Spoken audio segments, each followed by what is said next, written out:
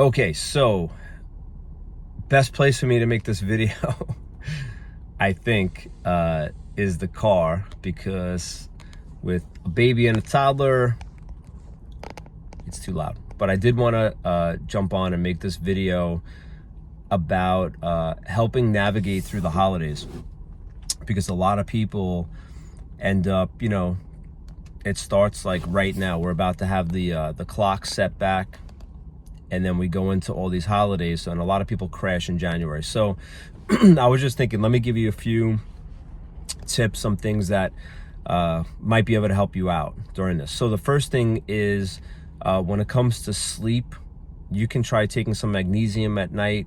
Keep the room dark and cold, because when the clocks get set, it throws everybody's sleep off, and then we go right into Halloween. So the candy, if it's not in your house already, it's probably about to get into your house, all the candy.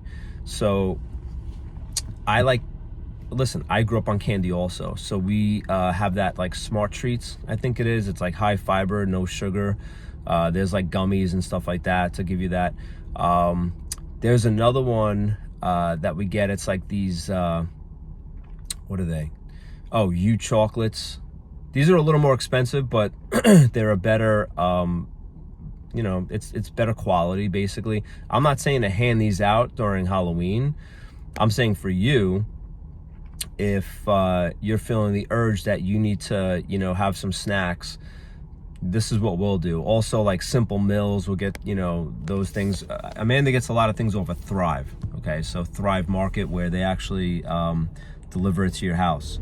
But I would say get that candy out of your house as fast as possible once Halloween is over, okay?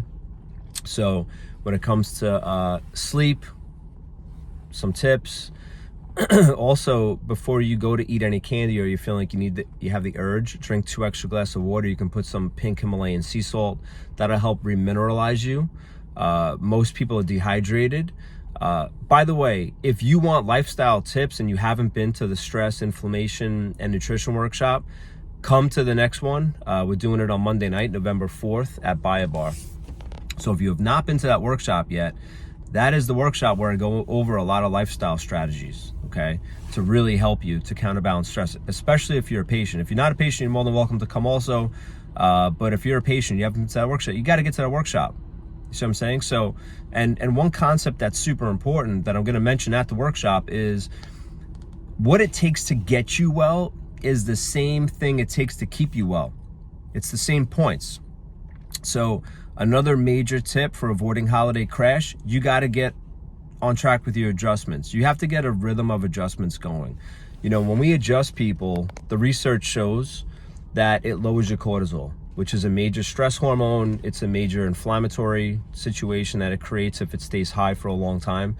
So when cortisol stays high in your body, that's going to create systemic inflammation. Adjustments lower cortisol. Adjustments help to make it so your immune system works properly. 80% of your immune system's in your gut. So if we can get you out of sympathetic fight or flight, it does wonders for you. Chiropractic adjustments, that's like a hack, okay? That's a quick way to help you move your health in a better direction. So definitely do that. I would say this also, when it comes to Thanksgiving, that's another 4-day eating frenzy. What I'll typically do is, and I'm not saying that you should just jump into fasting, but I will work out on an empty stomach.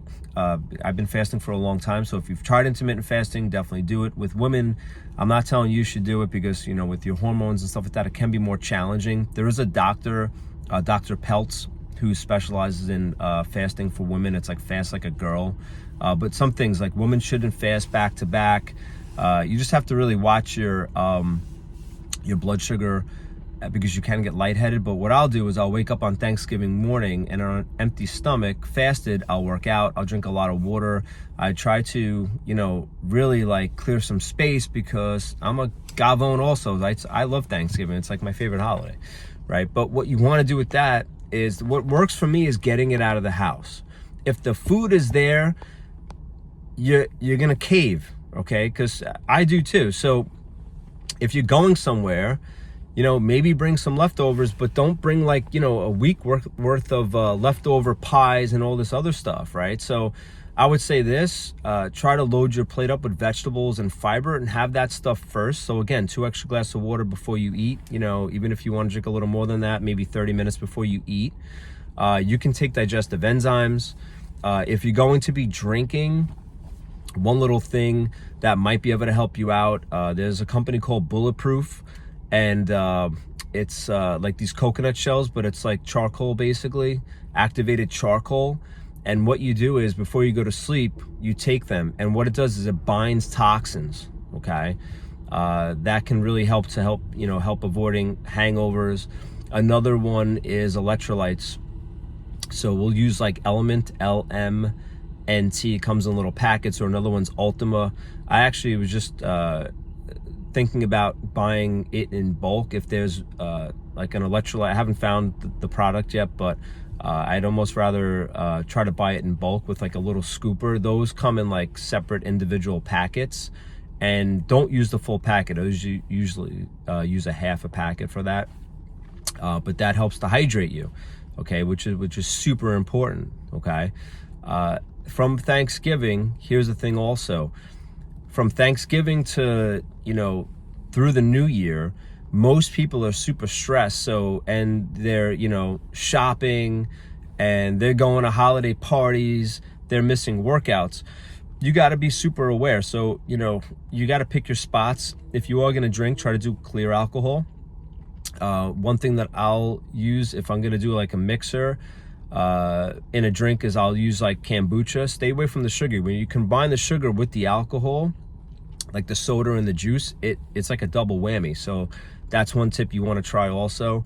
I would say this also, if you can, try to stick to your workouts. If you work out, try to stick to your regimen, set your standards. Remember, one thing I talk about in the workshop on stress and inflammation and nutrition is I talk about setting your standards. And if your standard is, hey, I'm going to work out at least 3 days a week, you got to get your workouts in. That's your standard. Don't be skipping workouts. What happens with most people, starting like now, is the clocks change. We go into Halloween.